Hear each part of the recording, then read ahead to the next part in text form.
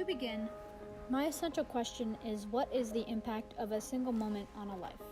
How do our choices reveal our character? Throughout the year, we have read different pieces of literature that helps us find an answer to this question. We first see this in the novels of Mice and Men by John Steinbeck and 102 Minutes by Jim Dwyer and Kevin Flynn. We then read To a Mouse by Robert Burns, which gives us examples as well.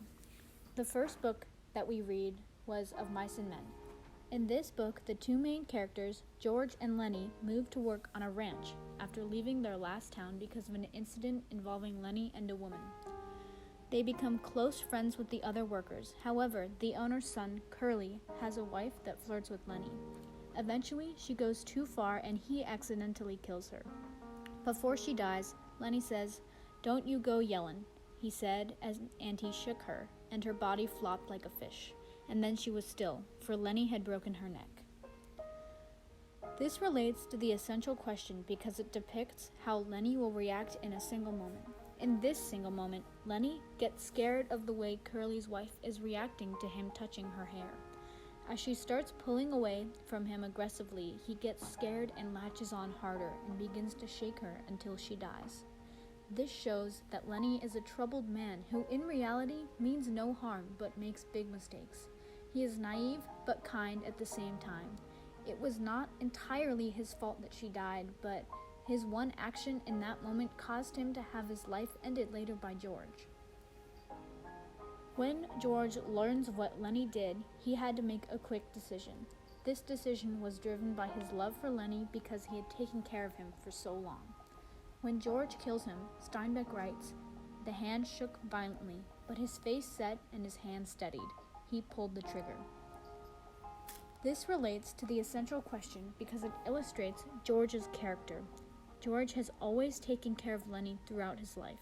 When he finally does something that George can't fix, such as killing Curly's wife, George has the kindness in his heart to kill Lenny himself, quickly and painlessly to the back of the head. Curly was going to torture him with a slow and painful death. However, George knew that Lenny had no intention of killing Curly's wife because he was not mentally stable. The mercy that George shows by killing Lenny shows the mercy in his heart and the true nature of his character in the story. The next book that we read was 102 Minutes by Dwyer and Flynn. This book documented the events of 9/11 and the actions that people took in response to the attack. Specifically, two people in particular, Brian Clark and Ron DeFrancesco. They made decisions in split seconds that defined their true character. For example, when Clark hears someone shouting for help, he turned to DeFrancesco, put a hand on his shoulder. "Come on, Ron," Clark said, "we gotta get this guy." This relates to the essential question because it shows Clark's true character. Brian Clark is with a group of people trying to get out of the building as he hears Premnith shouting for help. Ignoring the rest of his group's wishes to go up, Clark goes down to the floor filled with smoke and dust. This shows extreme courage to risk his own life going into an unknown situation in order to save somebody that he doesn't even know. This single moment defined Clark's life as he became great friends with Premnith and went on to speak with him at major events to share their story of courage and bravery. In contrast to Brian Clark, DeFrancesco had a very different reaction to the attack of 9/11. Instead of jumping to save others like Clark did, DeFrancesco could not step up to the level of bravery when it writes, "The dust was heavier than the smoke, it seemed to Clark. DeFrancesco held up his backpack over his face and tried to breathe through.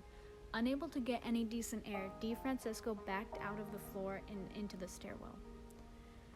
This relates to the essential question because as Clark was attempting to save Premnith's life, even with the poor air quality, DeFrancesco does not have the strength to keep going.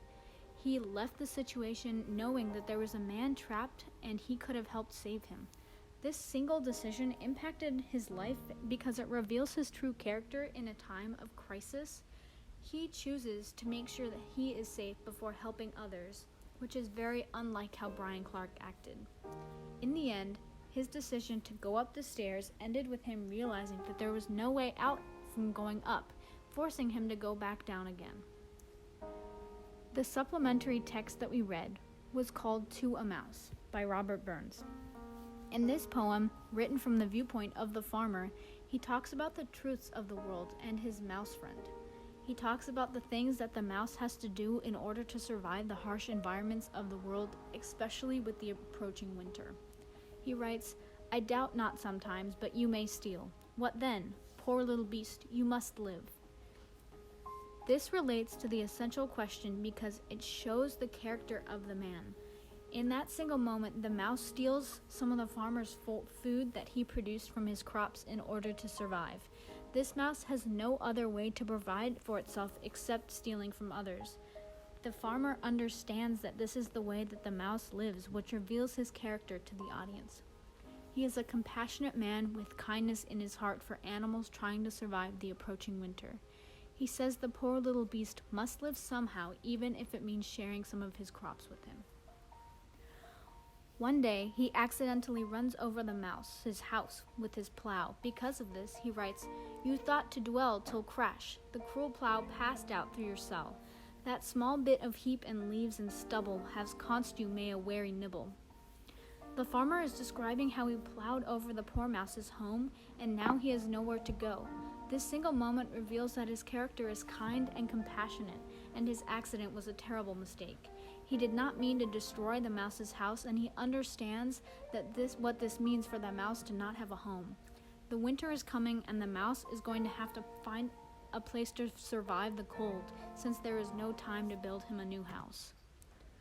Another example does not come from a book or a poem, but from a real event that happened. In 2014, Aitzaz Hazan, a 15-year-old boy, was standing outside his school in Ibrahimzai. While he was waiting to enter the school with his friends, he spots a man with a suicide jacket on. Aitzaz confronted the man and grabbed hold of him as he detonated the vest. The man died along with Aitzaz, but the entire school was saved. In response to this tragic event, people spoke out.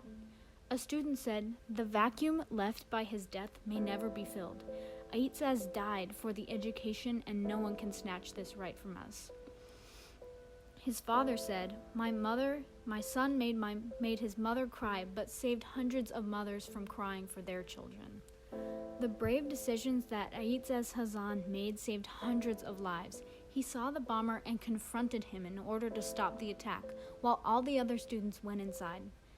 This single moment revealed his true character. He was a selfless young man who gave up everything to make a difference. This one moment allowed Aitzaz to become who he was truly meant to be. He will now be forever remembered as a hero by his friends and his family and everybody else that his life saved that day. Ultimately, one single moment can have a huge impact on one's life. This can show someone's character like it did in 102 Minutes of Mice and Men and To a Mouse. It could also just make a huge impact on someone's life and the lives around them, like Aitzaz Hazan did.